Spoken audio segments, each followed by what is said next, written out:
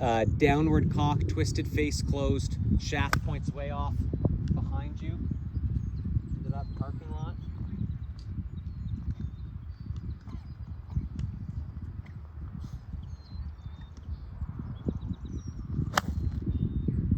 Okay, so one of the things we did to make it better was the longest swing, the time of the make a swing that takes the longest time, right, but still hit the ball hard down at the bottom.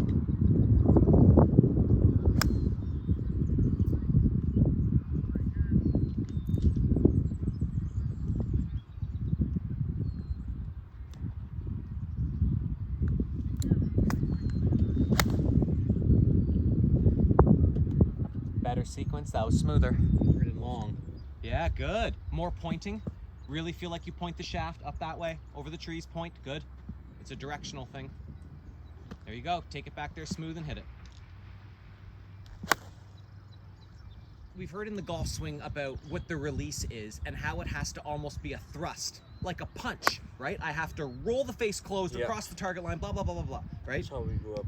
I don't want that. If you actually release air from a balloon, you pop, and release happens as not a thrust, it's a release. It just happens, right? When I get my elbow bent back like a pitcher, all externally rotated like crazy, it's the let go of that creates the power. Right. But Mike Tyson, whose elbow trails his wrist, has to thrust to create the energy.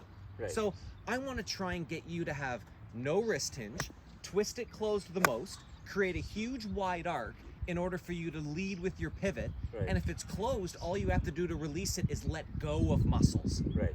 Instead of you having to create a teeter-totter, right, and now you've got to be Popeye right, to use forearms to square the club up. Right. So on days where it's kind of easy, maybe it's hot, you don't have so much energy, right, you launch it. Right. Because you don't have so much thrust into it, it Right. happens. So Right. soft arms, long arms, no wrist cock, twist the face closed, and no yanking impulses into the grip right, until as late as possible. right. Okay. Late could be after the after impact. Right. Let's go there. Okay, that was deep. Feel right. Oh, yeah, good. So don't let the shoulder bump your chin. Your chin is king. Yep, good. So take it back to there, smooth, no teeter-totter. One more time. Got to get it up and pointed.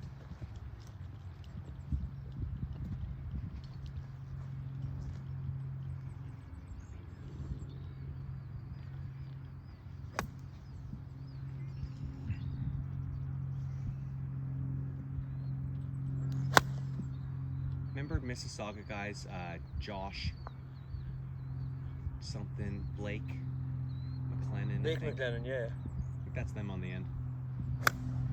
Oh yeah. I think so. That's funny. I had guys from his group they asked me if I could get them on the golf course this weekend, but That's funny. I'm like, maybe next weekend, but it's full 7 days in advance. Yeah, no, it's that's crazy out here. No. Look at the ball. Hey! Look at the ball. Yeah, mic on. Back down. Shoulder down. Look, shoulder under your chin. Yeah, right there. Wow. Good.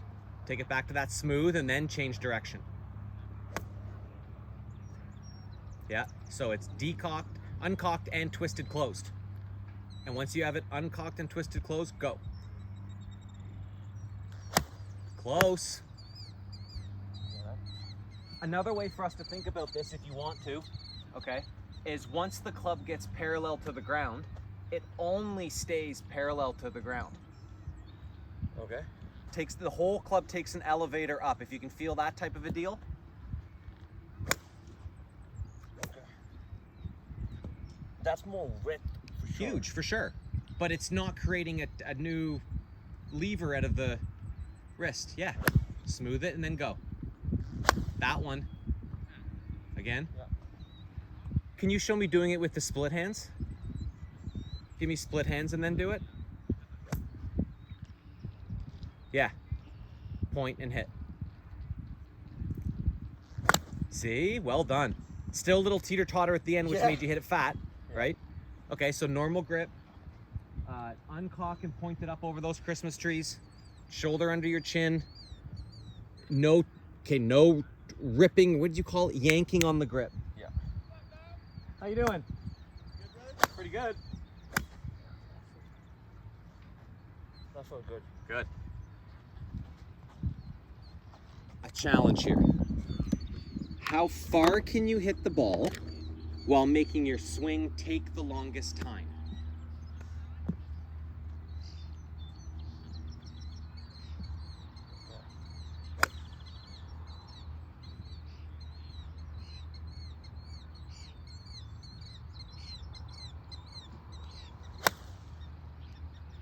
Flush.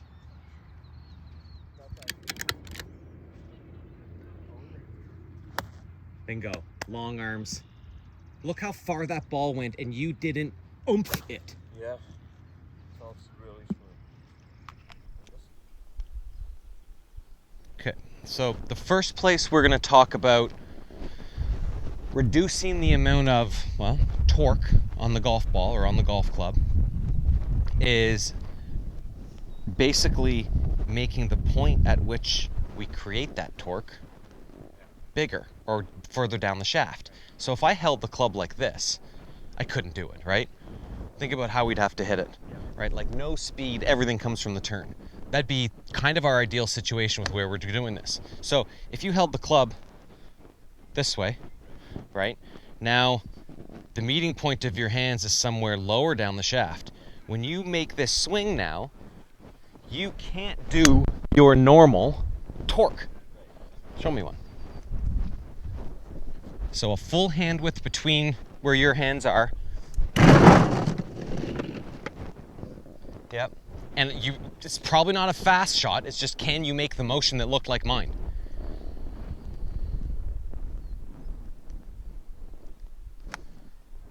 Okay, so totally out of sequence, right? Like it didn't feel like smooth at all. Totally out. Okay, so smooth one.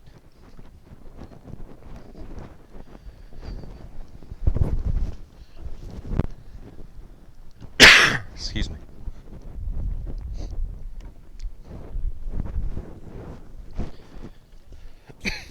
One way to think about this is to feel as though that you're trying to move the whole golf club at the same time and the same speed. No independent speed of grip versus club head. Good. So, can you finish the swing like this, where your both arms stay long out in front of you instead of having a bend?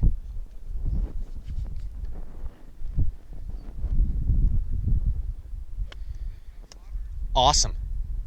Okay, pitching wedge. Same thing, pitching wedge. Yep. Yep.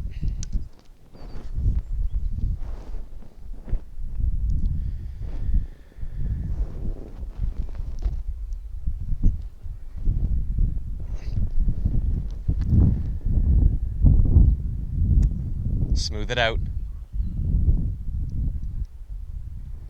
So once you set up, can you imagine that like your whole chest and shoulder and arm and club is just one big piece? Like everything from like stomach up, I want you to feel like is frozen, it can't move. And the only way you can get your shirt, arms and hands and club to move is by turning your lower body and digging your feet in to make that rotation tighter, stronger, I don't know. Good, another one. So only get your speed by your ability to like maybe turn your shins and your thighs. Oh, beautiful, beautiful.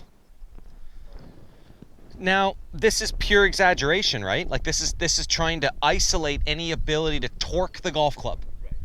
Torque is a seesaw. Yeah. If you seesaw it one way, we got to get it back the other way, but you lag your seesaw and can't fight it, can't get it back.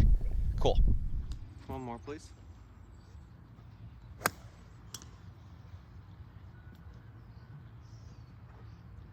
Make a backswing for me. All the way to the top. Okay. Can you do that? Can you make that take like an extra minute?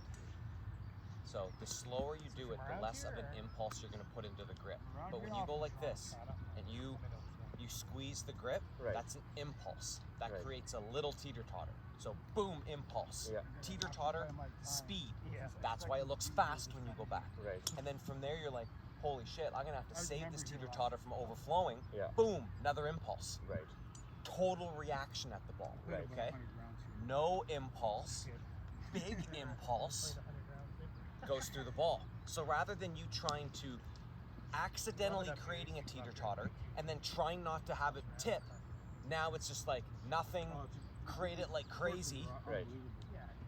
Slow it down. It's so I want to understand the difference here. It's you're going to feel like it takes longer. It will take longer. You will feel it slower, all as a result. The second that you start telling yourself to be slower, we're not on the same page. Yeah. Okay, so Longer. take your grip for me, put your hands on the club, and close your eyes. All right, I want you to feel where all your fingers are touching the grip and also touching the leather and touching each other. Yeah. Okay, hold it, don't move. Okay, you have pressure points created, a bunch of them. Yeah. See how they change right now? Yeah. Okay, so set it to your shot. I need you to make a backswing and don't change the pressure points. Don't change how that feels until you get to the top. Okay, start again. Do that and hit it. Morning. How's it going, man? Good. Sorry, I'm a bit late. All good, no sweat. Ali, Mark, Sean, Andrew's Andrew. arrived. Hey, Andrew. Nice to meet you guys. Nice to meet you as well. So everyone here has basically taken lessons with me before. You kind of all know my style, so I don't have to tippy toe into it. I'm just gonna get, X-rated right off the bat. Yeah. This is gonna feel like a big private lesson for the next 4 hours. Don't feel like you have to smash balls the whole time.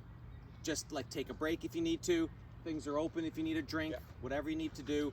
I'm gonna come by individually. We're gonna work on level 1, the big stuff right away. I'm gonna come back. We're gonna get to level 2 within an hour. I hope you're hitting it better than you did yesterday. Pretty simple? Yep. Perfect. We have Thank you. garbage cans full of balls, so those are unlimited.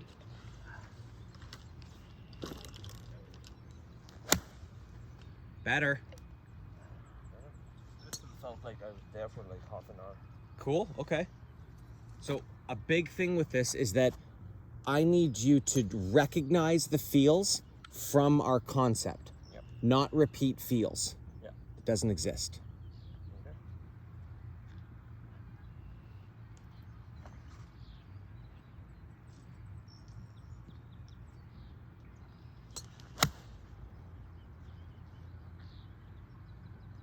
So how long can you even make a full swing without giving that grip a tight squeeze? Show me how you would do it. Yeah, and through. Okay, let's hit a ball. No squeeze the entire time. Okay, not bad. Do you like playing golf in the rain? I actually do. You do? Yeah. How do you find controlling the club in the rain? It's tough, but I feel like I slow it down. Like, not slow it down, make it faster, but like I'm more in control. I'm not trying to You are. power the ball because I know I'm going to lose the club. Exactly. So like, what if I took a whole bunch of sunscreen and just covered your hands in sunscreen and then gave you a club and said, go ahead and hit? It'd be tough. That'd be tough, huh? Yeah. Okay. Can you pretend that's the way it is? Okay. And just hit a shot like pretending that, like motor oil on the grip. Oh, another one. Once you start the swing, we don't have to be in a rush to finish it. Yeah. Don't squeeze it. Take it easy. Yes. So for now, I don't care where the ball goes. Yeah. I do want solid contact, and I want to see how long, like, can you make a full swing without the squeeze and time up this move with this move? Gotcha. It's a full timing sequence thing, but like, I want to get down to you totally understanding why the things happen Okay. around your squeezing seesaw.